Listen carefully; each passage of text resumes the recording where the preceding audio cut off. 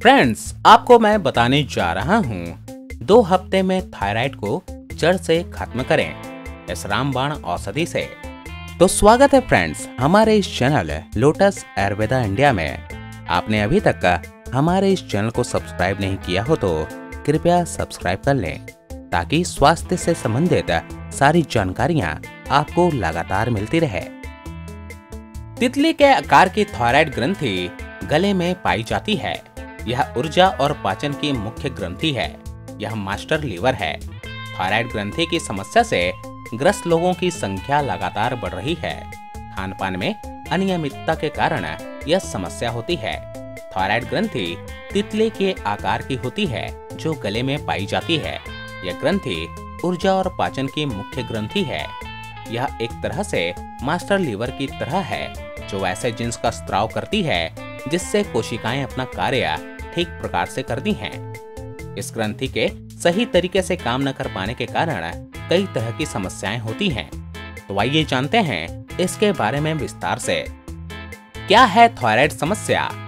Thyroid को silent killer माना जाता है क्योंकि इसके लक्षण व्यक्ति को धीरे धीरे पता चलते हैं और जब इस बीमारी का निदान होता है तब तक देर हो चुकी होती है।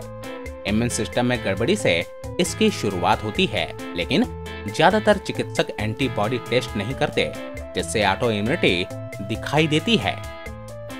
थायराइड की अनियमितता के लक्षण इस प्रकार हैं। महिलाओं को पीरियड के दौरान थायराइड की स्थिति में पेट में दर्द अधिक रहता है। वहीं हाइपरथायराइड में अनियमितता पीरियड रहते हैं। थायराइड की स्थिति में गर्भ धारण करने में भी दिक्कत हो सकती है। मोटापा। हाइपोथायराइड की स्थिति में अक्सर तेजी से वजन बढ़ता है। इतना ही नहीं, शरीर में कोलेस्ट्रॉल का स्तर भी बढ़ जाता है। वहीं हाइपरथायराइड में कोलेस्ट्रॉल बहुत कम हो जाता है। थकान, अवसाद या घबराहट। अगर बिना अधिक मेहनत करने के बाद भी आप थकान महसूस करते हैं या छोटी छोटी बातों पर घबराहट होती है तो इसकी वजह थायराइड हो सकती है। मांसपेशियों और जोड़ों में दर्द। हाइपोथायराइड यानी शरीर में TSH अधिक और T3, T4 कम होने पर मांसपेशियों में जोड़ों में अक्सर दर्द रहता है। गर्दन में सूजन। थायराइड बढ़ने पर गर्दन में सूजन की संभावना बढ़ जाती है। गर्दन में सूजन या भारीपन का एहसास हो तो तुरंत डॉक्टर को दिखाएं। बालों और त्वचा की समस्या। खासतौर पर हाइपोथायराइड की स्थिति में त्वचा में रूखापन, बालों का झड़ना, भौं के बालों का झड़ना जैसी समस्या होती है, जबकि हाइपरथायराइड में बालों का तेजी से झड़ना और संवेदनशील त्वचा जैसे लक्षण दिखते हैं। पेट खराब होना। लंबे समय तक कॉन्स्टिपेशन की समस्या हाइपोथायराइड में होती है, जबकि हाइपरथायराइड में डायरिया की दिक्कत बार बार होती है। अब आइए जानते हैं थायराइड के कारगर घरेलू उपायों के बारे में। आंवला चूर्ण और शहद। आपको लग रहा होगा कि आंवला चूर्ण और शहद एक साधारण सा नाम है, लेकिन आपको बता दूं कि मैंने अभी तक जितने भी थायराइड से ग्रसित रोगी थे उनको यह उपाय बताया और 100% परिणाम मिला। इसका असर 15 दिनों में आपको महसूस होने लगेगा। आप सुबह उठते ही खाली पेट 1 चम्मच शहद में 10 से 15 ग्राम आंवले के चूर्ण को मिक्स कर उंगली से चाटें। यही प्रक्रिया रात को खाना खाने के 2 घंटे बाद या सोते वक्त दोहराएं। परिणाम आपके सामने होगा। बेहद आसान उपाय है लेकिन अचूक कारगर है। आप अपना अनुभव औषधि सेवन के कुछ दिन बाद हमें जरूर बताएं।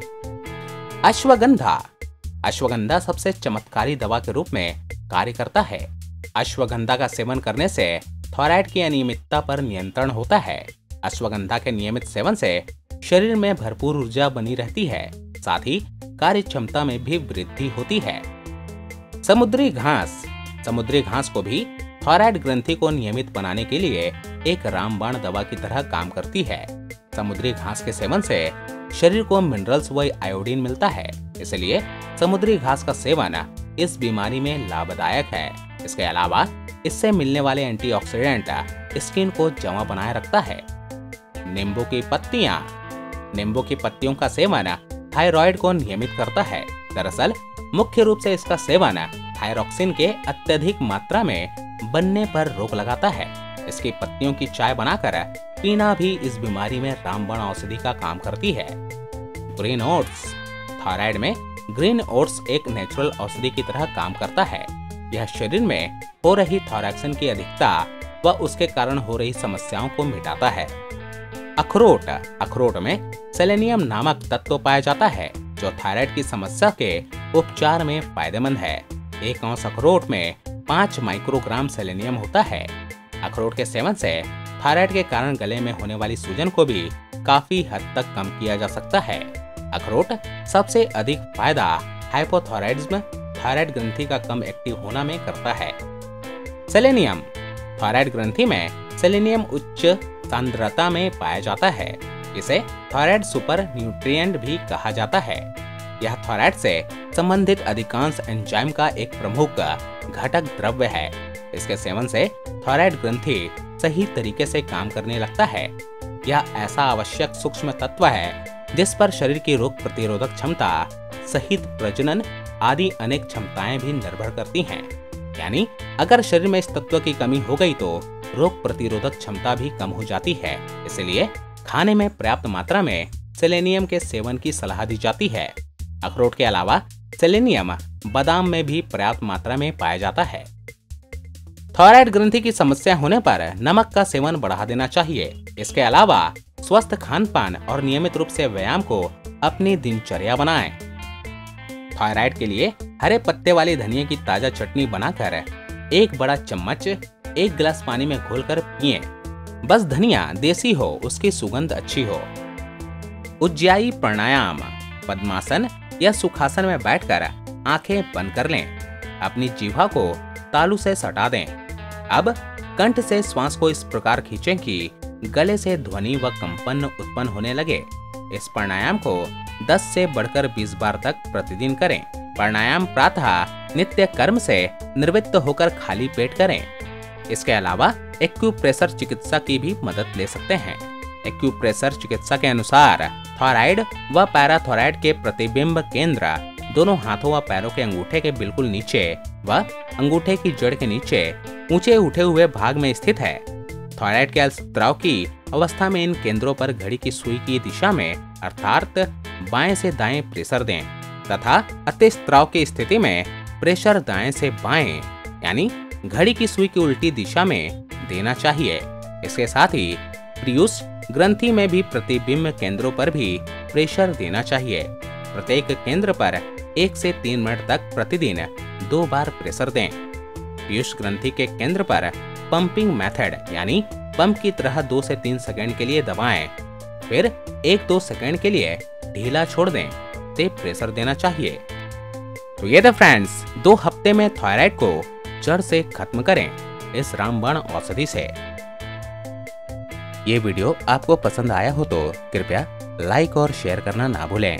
साथ ही साथ सब्सक्राइब करना भी ना भूलें ताकि इसी तरह की जानकारी आपको लगातार मिलती रहे। अगर आपको स्वास्थ्य से संबंधित कोई जानकारी चाहिए तो हमें कमेंट बॉक्स के द्वारा पूछ सकते हैं। इस वीडियो को देखने के लिए धन्यवाद।